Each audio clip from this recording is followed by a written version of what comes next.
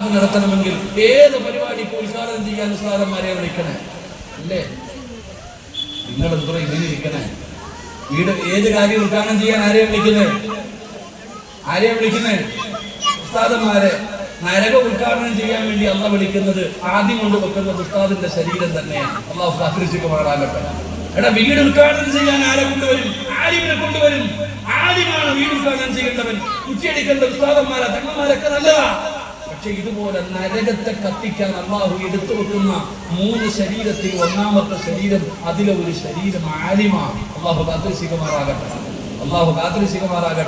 അതുകൊണ്ട് താടിയും തഴപ്പും കണ്ട് പെട്ടുപോകരുത്. ചിലപ്പോൾ തസ്ബീഹ് കാണും, വലിയ തട്ടവും കാണും, എല്ലാം ഉണ്ടാകും. അള്ളാഹു കാത്തിരിച്ചുമാറാകട്ടെ. അതുകൊണ്ട് എൻ്റെ പ്രിയപ്പെട്ട സഹോദരങ്ങളെ, മുഅ്മിനീങ്ങളെ, ഖുർആനിലേക്ക് മടങ്ങും. അള്ളാഹുവിന്റെ ഖുർആൻ പറയുന്നത് കേൾക്ക്. ആ ഖുർആനിനെ ബഹുമാനിക്ക്, നീ ആദരിക്ക്. നീ ഒരു മുസ്ലിമായി ജീവിക്ക്. നിന്റെ ജീവിതം കണ്ടാൽ മതി ജനങ്ങളുടെ ദീനിലേക്ക് ഒഴുകി വരും. അള്ളാഹു അങ്ങനെയുള്ള ജീവിതം നൽകുമാറാകട്ടെ.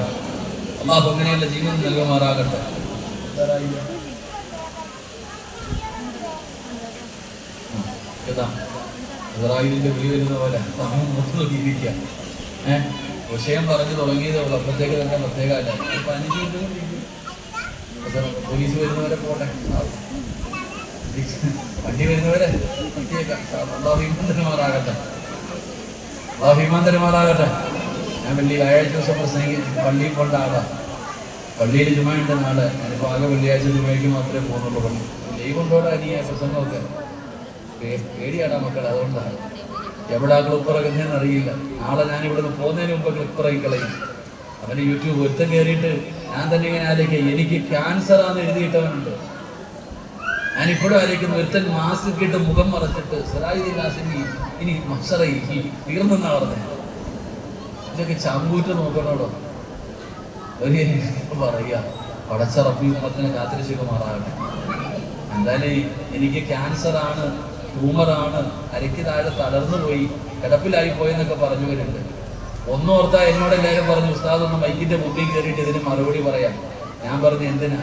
ഇതുപോലെ ദുആ കിട്ടിയ ഭാഗ്യം കിട്ടിയ വേറെ ഒരാൾ ലോകത്തുണ്ടാവില്ല. ഞാൻ പറയുന്നത്, എത്ര പേരുടെ ദുആ കിട്ടി? എടാ, ആത്മാർത്ഥമായിട്ട് നോമ്പ് പിടിച്ചിട്ട് ദുആ ചെയ്ത ഉമ്മമാരുണ്ട്. മംഗലാപുരത്തെ പള്ളിയിലൊക്കെ ജുമാ കഴിഞ്ഞിട്ട് ഞാൻ വെന്റിലേറ്ററില്ലാന്ന് പറഞ്ഞ് യാസീൻ ഓതിയിട്ട് ദുആ ചെയ്തവരുണ്ട്. എനിക്ക് വേണ്ടി ബക്കറ്റ് ഉരുവെടുത്തവരുമുണ്ട്. അല്ലാഹു കാത്തിരിക്കുമാറാകട്ടെ. സിറാജിന്റെ ഖാസിമി ചികിത്സാ ഫണ്ടിലേക്ക് പിരിവെടുത്ത ആൾക്കാരുണ്ട്. എന്നെ കൊണ്ട് അവനെങ്കിലും ഉപകാരം ഉണ്ടായല്ലോ. അങ്ങനെ എന്തിക്കാം. അപ്പൊ ഒന്നുകിൽ സന്തോഷിക്കേണ്ടവര് സന്തോഷിച്ചു, ദുആ ചെയ്യേണ്ടവർ ദുആ ചെയ്തു. അള്ളാഹു എല്ലാവർക്കും ആഫിയത്തുള്ള ദീർഘായുസ്സ് നൽകുമാറാകട്ടെ. അതുകൊണ്ട് എൻ്റെ പൊന്നാര സഹോദരങ്ങളെ, നമ്മൾ നമ്മുടെ ജീവിതം നല്ലപോലെ മുഅ്മിനായി ജീവിക്കും. വെള്ള വസ്ത്രം പോലെയാ മുഅ്മിൻ. എല്ലാവരും നിന്നെ നോക്കുന്നുണ്ട്. നീ വിചാരിക്കുന്നു ആരും കാണുന്നില്ല, ആരും നോക്കണില്ല എന്ന്. എല്ലാവരും നമ്മളെ ശ്രദ്ധിച്ചുകൊണ്ടിരിക്കുക. ഒരു മുസ്ലിമിന്റെ ജീവിതം എന്തൊരു ജീവിതം എന്നറിയോ?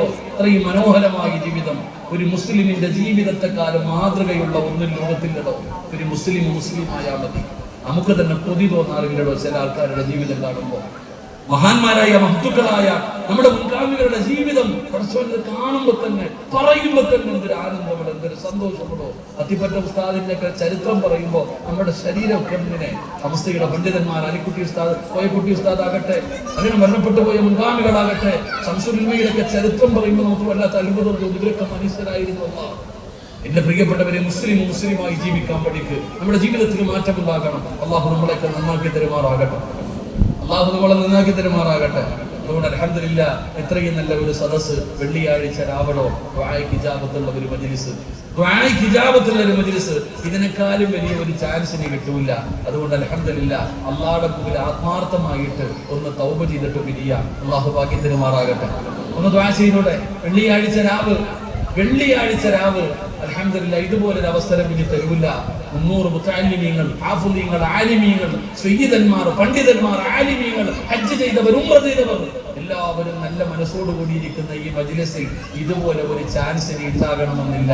കിട്ടിയ അവസരം മുതലാക്കണം. കിട്ടിയ ചാൻസ് ഉപയോഗപ്പെടുത്തണം. എപ്പോഴൊന്നും കിട്ടൂല. അതുകൊണ്ട് ദുആയ്ക്ക് ഇജാബത്തുള്ള ഒരു മജ്ലിസ. അള്ളാഹുവിന്റെ മുമ്പിൽ തൗബ ചെയ്ത് പിരിയാം. അള്ളാഹു ഭാഗ്യം തരുമാറാകട്ടെ. തൗബ ചെയ്യല്ലേ. ഈ 10 വരെ ചെയ്തത് മുഴുവനും കഴുകല്ലേ. നിങ്ങൾ എത്ര ഇങ്ങനെ ഇരിക്കണേ? അള്ളാഹുടെ മുമ്പിൽ കഴുകല്ലേ. സർവ്വ പാപം അങ്ങോട്ട് പറഞ്ഞിട്ട് അള്ളാഹിനോട് തൗബ ചെയ്ത് പിരിയാം. അള്ളാഹു നമ്മളെ നന്നാക്കി തരുമാറാകട്ടെ. വെറുതെ കിടന്ന് ഷോ കാണിച്ചിട്ട് കാര്യമൊന്നുമില്ല. തൗബ ചെയ്യേണ്ടത് പോലെ ചെയ്യണം. തൗബ എന്ന് പറഞ്ഞാൽ എന്താ?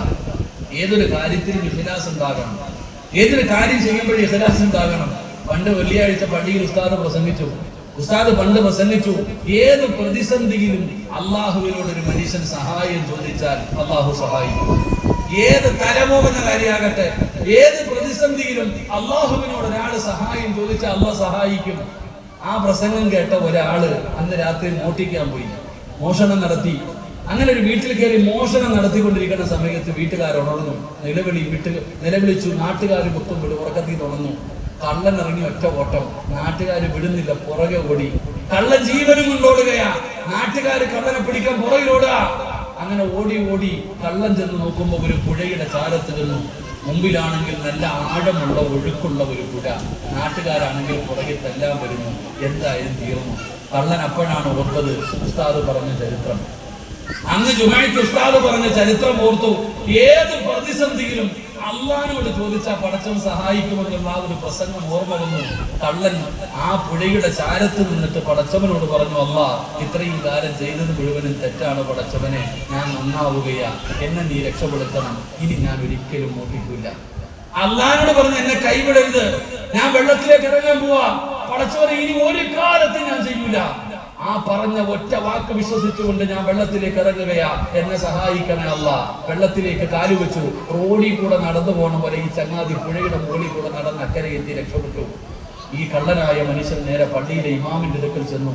ഉസ്താദേ, നിങ്ങൾ പറഞ്ഞത് സത്യമാ. ഞാൻ ഇന്നലെ ഒരു മോഷണം നടന്നു, എന്നെ പിടിക്കാൻ ആൾക്കാരൊക്കെ ഓടിച്ചുകൊണ്ട് വന്നപ്പോ പുഴയുടെ മുമ്പിൽ ചെന്നപ്പോ എനിക്ക് നിങ്ങൾ പറഞ്ഞ കാര്യം ഓർമ്മ വന്നു. ഞാൻ അള്ളാഹിന്റെ മുമ്പിൽ പറയേണ്ടത് പോലെ പറഞ്ഞിട്ട് ഇറങ്ങിയപ്പോ വെള്ളത്തിന്റെ മുകളിലൂടെ ഞാൻ നടന്നുപോയി. ഉസ്താദിന് കിടന്നിട്ട് ഉറക്കം വരുന്നില്ല.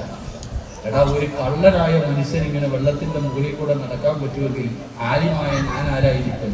ഉസ്താദ് ഉറക്കം വരാതെ നേരെ പുഴയുടെ ചാരത്ത് ചെന്നു. അള്ളാഹുവേ, പടച്ചവനെ ഞാനും ഇറങ്ങുക, അള്ളാഹ് ഇറങ്ങിയതേ ഓർമ്മയുള്ളൂ, അള്ളാഹു കാത്തിരക്ഷിക്കുമാറാകട്ടെ. എന്റെ പ്രിയപ്പെട്ട സഹോദരങ്ങളെ, ആ കള്ളന്റെ ഇഖ്ലാസ് പോലും ഒരു ഉദാഹരണം ഞാൻ പറഞ്ഞതാണ്. അങ്ങനെ ആകരുത്. എടാ, 1 മണിക്കൂർ നീണ്ടു നിന്ന് പൊട്ടി വിളിച്ചുകൂടി ദുആ ഒന്നും ചെയ്യണ്ട. നബിതങ്ങളുടെ മുമ്പിൽ ഇരുന്നിട്ട് ഒരാളിങ്ങനെ ശബ്ദം ഉയർത്തി ദുആ ചെയ്യുന്നത് കണ്ടപ്പോ നബിതങ്ങൾ പറഞ്ഞു അത്രേ, അള്ളാഹിക്ക് ചെവി കേട്ടോ നിങ്ങൾ പറഞ്ഞേക്കണം. അള്ളാഹുവിന് കേൾവിയുള്ള ആളാ, അള്ളാഹ് കേൾക്കുന്ന ആളാ, ഇങ്ങനൊന്നും ചെയ്യണ്ടെന്ന്. സഹോദര, ജീവിതത്തിൽ ചെയ്ത പാപം മുഴുവനും പൊറുക്കാൻ അസ്തഗ്ഫിറുല്ലാഹൽ അലീം എന്ന് മനസ്സറിഞ്ഞിട്ട് ഒറ്റ പ്രാവശ്യം പറഞ്ഞാൽ മതി. അള്ളാഹു ഈമാൻ തരുമാറാകട്ടെ. അസ്തഗ്ഫിറുല്ലാഹ്, അല്ലാതെ അസ്തഗ്ഫിറുല്ലാഹ് ഇങ്ങനെ അടിക്കണം. ആ അസ്തഗ്ഫിറുല്ലാഹ് അല്ല, അതിനിടയിൽ 150 പാവവും ചെയ്യും. അസ്തഗ്ഫിറുല്ലാഹ് സുഖമാണ്, അവനെ കണ്ടോ, അങ്ങനെ അടിക്കും, ഇങ്ങനെ അതല്ല. പറയേണ്ടത് പോലെ ഒറ്റ പ്രാവശ്യം പറഞ്ഞാൽ മതി. പാപം അള്ളാഹു പുറത്തു തരും. അള്ളാഹു നമ്മളെ തൗബ സ്വീകരിക്കുമാറാകട്ടെ. എങ്ങനെ തൗബ ചെയ്യണമെന്നറിയോ? മഹാനായ ആദരവായ പ്രവാചകൻ നബി മുഹമ്മദ് മുസ്തഫ സല്ലല്ലാഹു അലൈഹി വസല്ലമ തങ്ങളുടെ കാലഘട്ടത്തിൽ സഅലബ എന്ന് പറയുന്ന ഒരു ചെറുപ്പക്കാരനുണ്ട്. ഒരിക്കൽ സഅലബ ഇങ്ങനെ നടന്നു പോവാം. വഴിയിലൂടെ ഇങ്ങനെ നടന്നു പോകുമ്പോൾ ഒരു വീടിന്റെ പരിസരത്തുകൂടി ഇങ്ങനെ നടന്നുപോയി. ഒരു വീടിന്റെ പരിസരത്തുകൂടെ നടന്നു പോകുമ്പോ ഒരു പെണ്ണ് നിന്ന് കുളിച്ചുകൊണ്ടിരിക്കുക. ഒരു പെണ്ണിങ്ങനെ, ചെറുപ്പക്കാരിയായ പെണ്ണ് നിന്ന് കുളിക്കുന്നുണ്ട്. സഅലബ ഇങ്ങനെ കണ്ടടോ, ആ നോട്ടം വല്ലാതെ എന്ന് നീണ്ടുപോയി. ചെറുപ്പക്കാരനാ, ഒരു സുന്ദരിയായ പെണ്ണ് കുളിക്കുന്നത് കണ്ടപ്പോ സഅലബ നിന്നുള്ള നോക്കിക്കൊണ്ട് നിന്നു. സാധാരണ നോട്ടമല്ല, ആ നോട്ടം വല്ലാതെ എന്ന് നീണ്ടുപോയി. കുറെ കഴിഞ്ഞപ്പോഴാണ് സഅലബ ചിന്തിക്കുന്നത്, പടച്ചോനെ, എന്താ അല്ലാഹ് ഞാൻ ചെയ്യണത്? എന്താ പടച്ചോനെ ഞാൻ ചെയ്യണത്? ഇത് വ്യഭിചാരമാണല്ലോ അല്ലാഹ്, ഞാൻ വ്യഭിചാരിയായി പോയല്ലോ, ഞാൻ നരകത്തിന്റെ അവകാശിയായി പോയല്ലോ അല്ലാഹ്. ഇനി ഈ കണ്ണുകൊണ്ട് ഞാൻ എങ്ങനെ മുത്തിന് കീഴ മുമ്പിൽ പോകും? ഒരു പെണ്ണിന്റെ ഔറത്ത് കണ്ട ഞാൻ, ഈ വ്യഭിചരിച്ച ഞാൻ, ഇനി എങ്ങനെയാണ് അല്ലാഹുവിന്റെ റസൂലിന്റെ മുമ്പിലേക്ക് കടന്നു പോകുന്നത്? സഅലബയ്ക്ക് വല്ലാത്ത സങ്കടമായി. സഅലബ പടച്ചവനെ നിലവിളിച്ചുകൊണ്ട് ഓടുകയാണ്. മരുഭൂമിയിലേക്ക് ചെന്നിട്ട് പഴുത്ത് കിടക്കുന്ന മണ്ണുവാരി ശരീരത്തിലിടുകയാ. സഅലബ നിലവിളിച്ചുകൊണ്ട് കരയുകയാണ്. പടച്ചവനെ, സഅലബ കരഞ്ഞുകൊണ്ട് നടക്കുകയാ. പിന്നെ ഒരാളും സഅലബയെ കണ്ടിട്ടില്ല. ആഴ്ചകൾ കഴിഞ്ഞു, 40 ദിവസം സഅലബ കരഞ്ഞുകൊണ്ട് നടക്കുകയാണ്. അവസാനം 40 ദിവസമായപ്പോ അതാ വരുന്നു മുഖറബുൽ അംലാഖു മലക്കു ജിബ്രീൽ. ജിബ്രീൽ അലൈഹിസ്സലാം അല്ലാഹുവിന്റെ പ്രവാചകന്റെ മുമ്പിലേക്ക് കടന്നു വരികയാണ്. യാ റസൂലല്ലാഹ്, അല്ലാഹുവിന്റെ നബിയേ, നരകത്തെ ഭയന്നുകൊണ്ട് കരഞ്ഞു മലഞ്ചെരുവിലൂടെ നടക്കുന്ന സഅലബയുടെ തൗബ അല്ലാഹു സ്വീകരിച്ചിരിക്കുന്നു നബിയേ. അല്ലാഹു പുറത്തു കൊടുത്തിരിക്കുന്നു നബിയേ. ഏഴാകാശം കടന്ന് ജിബ്രീൽ വന്നിരിക്കുകയാണ്. അല്ലാഹു ഇടപെടുകയാണ്. സഅലബയുടെ പാപം അല്ലാഹു പുറത്തുനിന്ന് ജിബ്രീൽ വന്ന് പറയുകയാണ്. അത്രത്തോളം സഅലബ കരഞ്ഞടോ, അത്രത്തോളം തൗബ ചെയ്തടോ. അല്ലാഹുവിന്റെ റസൂൽ സുബഹി നമസ്കാരം കഴിഞ്ഞു. സഹാബത്തിനോട് ചോദിക്കുന്നു, സഅലബയെ വിട്, സഅലബയെ വിട്. യാ റസൂലല്ലാഹ്, ആഴ്ചകളായിട്ട് കാണുന്നില്ല നബിയേ. അല്ലാഹുവിന്റെ പ്രവാചകൻ വിളിക്കുന്ന ഉമർ ഇബ്നുൽ ഖത്താബ് തങ്ങള്, അതാ സൽമാൻ അൽ ഫാരിസി തങ്ങള്, രണ്ടുപേരോടും പറഞ്ഞ് എവിടെയുണ്ടെങ്കിലും എന്റെ മുമ്പിൽ കൊണ്ടുവരാൻ ഉമർ തങ്ങളും സൽമാൻ തങ്ങളും തിരഞ്ഞുകൊണ്ടിറങ്ങുകയാണ്. നാട് മുഴുവനും തിരഞ്ഞു നോക്കി, സഅലബയെ കാണുന്നില്ല, സഅലബാനെ കാണുന്നില്ല. മരുഭൂമിയുടെ സൈഡിലൂടെ തിരഞ്ഞു നടക്കുകയാണ്. പടച്ചവനെ, സുബഹി കഴിഞ്ഞു തുടങ്ങിയ നോട്ടമാണ്. ഉച്ചസമയമായി സഅലബയെ കാണുന്നില്ല. അപ്പോഴാണ് മരുഭൂമിയുടെ ഭാഗത്തുകൂടെ ഒരാട്ടിടയനായ മനുഷ്യൻ നടന്നു വരികയാണ്. ഉമർ തങ്ങൾ ചോദിക്കുന്നു, മനുഷ്യ, ഒരു ചെറുപ്പക്കാരനെ നിങ്ങൾ എവിടെയെങ്കിലും കണ്ടിട്ടുണ്ടോ? കരഞ്ഞു വിളിച്ചുകൊണ്ട് നടക്കുന്ന സഅലബയെ നിങ്ങൾ കണ്ടിട്ടുണ്ടോ?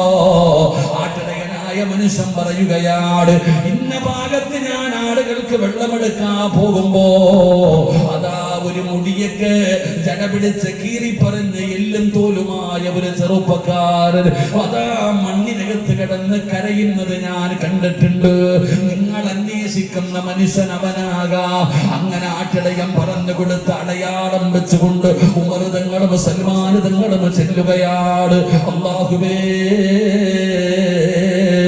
മലയുടെ മുകളിൽ നിന്ന് നിലവിളിച്ചുകൊണ്ട് ഇറങ്ങി വരികയാ. മുടിയൊക്കെ ജടപിടിച്ച് കീറിപ്പറഞ്ഞ വസ്ത്രവും എല്ലും തോലുമായി സഅലബ എന്ന് പറയുന്ന ചെറുപ്പക്കാരൻ ഇറങ്ങി വന്നിട്ട് പഴുത്ത് കിടക്കുന്ന മണ്ണിൽ കിടന്ന് ഭ്രാന്തനെ പോലെ ഉരുളുകയാണ്. മണ്ണ് വാരി തന്റെ ശരീരത്തിലിടുകയാണ്. അല്ലാഹുവേ, ഞാൻ വ്യഭിചരിച്ചല്ലോ അല്ലാഹ്, ഞാൻ നരകത്തിലാണല്ലോ അല്ലാഹ്, മരിച്ചാ മതിയായിരുന്നു റബ്ബേ എന്ന് പറഞ്ഞുകൊണ്ട് പഴുത്ത് കിടക്കുന്ന മണ്ണിൽ കിടന്ന് പിടയുകയാ. ഉമർ തങ്ങൾ വിളിക്കുന്നു, സഅലബാ. അല്ലാഹുവിന്റെ റസൂൽ വിളിക്കുന്നു, സഅലബാ. സഅലബ പറയുന്നു, ഞാൻ വരൂല, മുത്തുനബിയുടെ മുമ്പിൽ ഞാൻ വരൂല. ഞാൻ ചെയ്ത പാപം എന്താണെന്ന് അറിയില്ല ഉമറേ, ഞാൻ ചെയ്ത പാപം എന്താണെന്ന് നിങ്ങൾക്കറിയില്ലല്ലോ, അതുകൊണ്ട് ഞാൻ വരൂല. ഉമർ തങ്ങൾ പറഞ്ഞു, നിന്നെ മുത്തുനബി വിളിക്കുന്നു, കൊണ്ടുപോകാമെന്നതാണ്. സഅലബ പറയുന്നു, എന്റെ കാലിന് ചങ്ങല ഇട്ടിട്ട് വേണമെങ്കിൽ വലിച്ചടിച്ച് കൊണ്ടുപോക്കോ, ഞാൻ ഒരിക്കലും വരൂല. അവസാനം ഉമർ തങ്ങളുടെ സ്വഭാവം സഅലബയ്ക്കറിയാം. അവസാനം സഅലബ വരാൻ സമ്മതിക്കുകയാണ്. അവിടെ നിന്ന് പറഞ്ഞു, ഉമറേ, നിസ്കരിക്കുന്ന സമയത്ത് വേണം എന്നെ കൊണ്ടുപോകാൻ, നമസ്കാരത്തിന്റെ സമയത്ത് വേണം എന്നെ മസ്ജിദ് നബവിയിലേക്ക് കൊണ്ടുപോകാൻ. അങ്ങനെ സമ്മതിച്ചടോ. അങ്ങനെ പടച്ചവനെ, നമസ്കാരത്തിന്റെ സമയത്താണ് പള്ളിയിലേക്ക് കടന്നു വരുന്നത്. എല്ലാവരും മുതുപെടുത്ത് നിസ്കരിക്കാൻ കയറി. സഅലബയും മുതുപെടുത്തുകൊണ്ട് നിസ്കരിക്കാൻ കയറുകയാണ്. നമസ്കാരത്തിന് വേണ്ടി കൈകെട്ടുകയാണ്. അപ്പോഴാണ് നബി തങ്ങൾ ഓതുന്നത്, അൽഹാകുമുത്തകാസുർ ഹത്താ زرتم المقابر كلا كلا سوف تعلمون ثم كلا سوف تعلمون.